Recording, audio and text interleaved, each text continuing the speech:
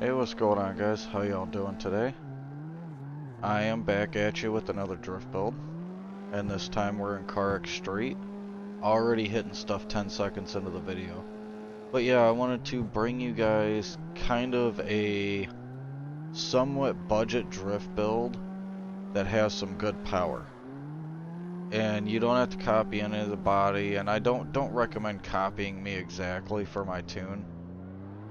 But you could see here, I'm trying to like let the RPMs bog down quite a bit in fourth, and this thing still has enough power, and I don't have that many engine upgrades on it. Let's go ahead, hop into the shop, and I'll show you what I got done and the tuning. Alright, here we are in the shop. Go ahead, ECU, I went and did that. If you don't want to spend street coins, but you want to be able to tune your turbo and turn pressure up, go with the racing ECU, because this gives you the ability to tune your turbo. You can turn your pressure up and your rev limiter, if I remember right. No turbo. I went with the Elite camshafts, Elite intake manifold, Elite fuel system, no cylinder head, no block, Elite exhaust manifold, and then Elite racing exhaust. I didn't want to spend, I tried to not really spend many street coins on this build. And then for suspension and transmission and stuff, we'll go ahead and go through that. I went with the racing clutch, ultimate differential. If you don't got the money or you don't want to spend street coins, I plan on using this car like permanently for a drift car forever, and I'll probably be driving it for the next year. So I went ahead and just went with the ultimate clutch because I like being able to adjust fully on my rear differential. But if you don't have the money, just go ahead and go with the sport welded. As you can see, that's what I previously went with before I started getting some money in the game. Then ultimate gearbox, I recommend going with this because you can really get adjustability on your transmission. Stock drivetrain, rear wheel drive. Let's go over to body. I have done nothing on this. No weight reduction, no nothing. Suspension, I went with the racing front arms. No stabilizer, no braking system, no rear stabilizer, the rear racing arms, so that way and then the racing springs. So that way I can adjust my ride height, so that way I can get that stance the way I wanted it. And then the reason I went with the suspension arms was so that way you can get that camber. Let's go ahead and get into the tuning. And I'm just going to skim right through here. I'm not going to explain what everything does. If you guys want a really detailed video, I'll probably do that in the future. But I'm just showing you a basic brief overview of the tune. Then I'm going to go ahead and go into the engine. Show you guys the engine tune. Everything's just maxed up. I didn't even put the torque up because when I did do this car, I initially was trying to keep it for like C2 and C3 when I was going through the campaign, but you know, now we're gonna go ahead and max it out. I don't care if the car class changed. I don't need it anymore. That's what I got my Skyline for. Transmission gearing. You can go ahead and copy these down. This is a great tune for if you're up in the mountains. When you're going uphill, you can basically leave it in third gear and you can go all the way up in the mountains, and I'll show you guys in a minute when I go through there. And then the rear diff. This is the reason why I like going with the ultimate rear diff, because you can actually get adjustability on the full lock. I don't know if you get 100% lock on the welded diff. In real life, if you were to weld your diff, you're going to have 100% lock. It's going to be like a posi in the rear end. But when I run the welded diff, it feels like I got to give it a little bit more to get the car to slide. And everybody's just saying, a lot of YouTubers have been saying, just go ahead and go with the welded diff because it does the same thing anyways.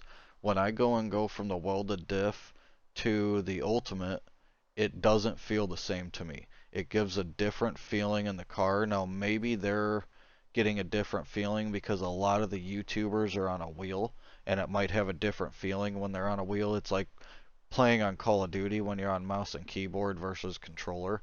They're basically on a direct input where we're getting an assisted input. So when I go to do like 360s and stuff like that with the welded diff, my car will kind of go at an angle, it'll sit sideways, and then it doesn't want to whip around. But when I'm using the ultimate diff, I can whip a 360 in the car, if that makes any sense. Now I'm going to go ahead and get out of the shop, and then we're going to hop up in the mountain and do some drifting. Welcome to paradise. I love this map. This map is such a great map, but this is what I was talking about. About how you can see how I can come all the way down to 3000 RPM, and it does not, like, it'll still have perfect amount of power that I can still keep the car getting sideways. This is also a great tune for the drift track up at the top of the mountain, or like in the middle area up there. I'm not sure exactly where. I just kind of drive into it. I don't know exactly where it's located, but you guys know the drift track. But you can get out into fourth gear with this tune. It's got enough power so you can literally be drifting in fourth gear on some of the higher speed roads. And I would say this car is actually fairly grippy because of the lower horsepower. But if you don't have a lot of money, this is a good build. You know, right around the 300 horse range is enough that you can get... See what I mean about being able to get down to that 3000 mark? It's like this engine has enough low-end torque just to be able to keep them tires spinning. This is so far my favorite drift build in the game. My all-time favorite drift car. Probably next to the AE86. That's probably my second favorite car. I love it. The good old Truno. But once I get up into the top of the mountain, I'll show you guys how you can run some of the higher speed areas. Or maybe I'll take a right up here out of this one area and we'll go in and I'll show you fourth gear. Just so that way you guys can be able to see that it is capable of drifting up into fourth. And at times, even a little bit into fifth, but not much. Man, I love this car so much. The taillights, the look, brings me back to the Need for Speed Underground days.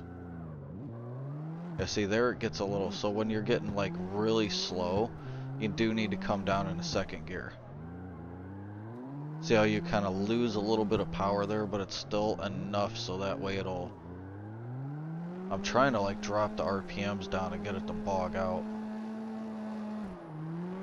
But yeah, see here, fourth gear, getting in some higher speed.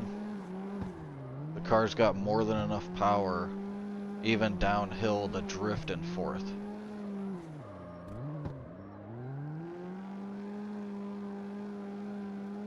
But I think that's a long enough video for today. I think I'm gonna get out of here, guys. I hope you all have a good day. Also, if anybody wants to add me and wants to drift and go and run out on the track, or if you guys want to run some tandems down the mountain, I'm usually live in the evenings during the week. I'm going to go ahead and start dropping the friend code in the description and probably in the comments after I post the video. So if you guys want to add me on Steam and then just hop in anytime you either see me live or if you see me online, shoot me a message on my channel and be like, hey man, you want to run some tandems? I'm always down to get in with some people. But I'm going to get out here. I hope you guys have a great day, and I will catch you in the next video.